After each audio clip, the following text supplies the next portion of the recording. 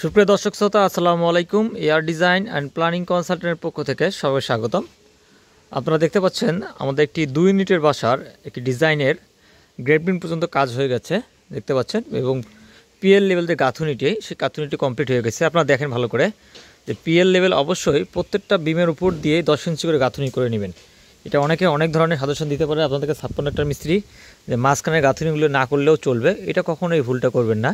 এই জন্যই আমি এই ভিডিওটা আপনাদেরকে দেখানো যে অবশ্যই যেদিক দিয়ে আপনার এই গাঁথুনিগুলো গ্রেড বিমগুলো চলে দিয়েছে এদিক দিয়ে পুরোটাই আপনারা পিএল গাঁথুনি করে অবশ্যই নেবেন। এখানে দেখেন আমরা 10 ইঞ্চি পিএল গাঁথুনি করছি, আর কলামগুলো 7 পর্যন্ত যেটা লেভেল করতে হয় ওই লেভেলের প্রত্যেকটা কলাম আমরা করে ফেলছি। এখন এদের এই অংশটা দেখতে পাচ্ছেন, এটি একটা সিঁড়িঘর এবং ওই অপর পাশে যে অংশ সেফটি ট্যাঙ্ক এটা হবে, এবং এই সেফটি ট্যাঙ্কের পাশে সিঁড়িঘর এবং এইদিকে সোকেল করা হয়েছে। দেখেন এদিকে সোকেল করা হয়েছে।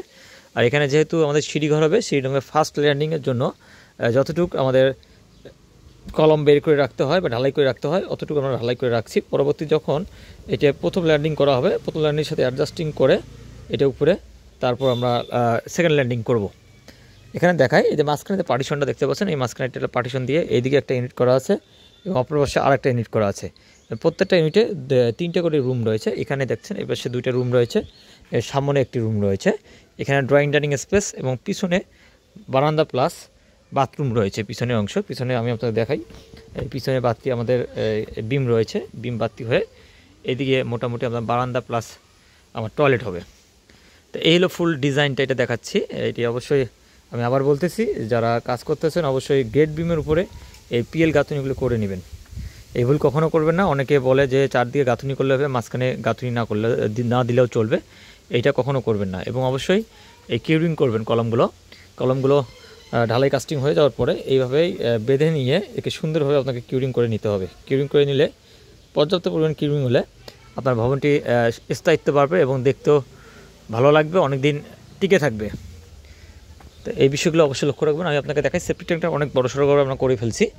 আমি আপনার সেফটি ট্যাঙ্কটা দেখাই। এই সেফটি ট্যাঙ্কটা এটা শেয়ার ওয়াল প্লাস আপনার গাঁথুনি দিয়ে কাজ করা হচ্ছে। এখানে দেখেন সেফটি ট্যাঙ্কটা প্রায় শেয়ার ওয়ালে 1 লেয়ারের গাঁথুনি হয়েছে, বাকি লেয়ারে এখন গাঁথুনিগুলো হয়নি। অনেক বড় সেফটি ট্যাঙ্ক করা হয়েছে। মাঝখানে পার্টিশন হবে, 3টি পার্টিশন হওয়ার পর হবে। তো এইগুলো আমাদের ফুল প্রজেক্টটা, যেটা আমি আপনাদের দেখাতে চাচ্ছি।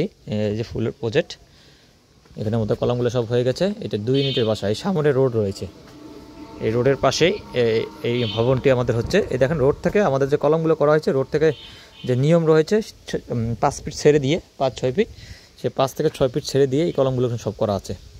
অবশ্যই রাস্তার পাশে যাদের ভবন রয়েছে এভাবেই ছেড়ে দিয়ে কাজ করবেন। আর চারদিকে প্রায় 3 ফিট করে ছেড়ে দিয়ে, দেখেন এখানে আছে 3 ফিট ছেড়ে দিয়ে আমরা কাজ করছি।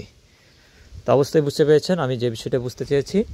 অবশ্যই গাঁথুনি করবেন, প্রত্যেকটা গেট বিম উপরে গাঁথুনি করে নেবেন 10 ইঞ্চি, যে পিএল যতটুকু করবেন অতটুকু। আর রাস্তা থেকে অবশ্যই 2.5 থেকে 3 ফিট হাইট করবেন সবসময় ভবন, এতে করে ভবিষ্যতে ভবনটি আপনার ডাউন হয়ে যাবে না এবং রাস্তার সাথে মিলে থাকবে।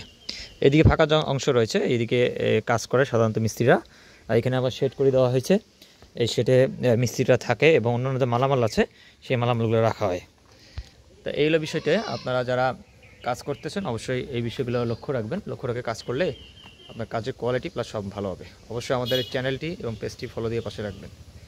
আসসালামু আলাইকুম, সবাই ভালো থাকবেন। আবার নতুন ভিডিও নিয়ে আপনাদের সামনে উপস্থিত হব।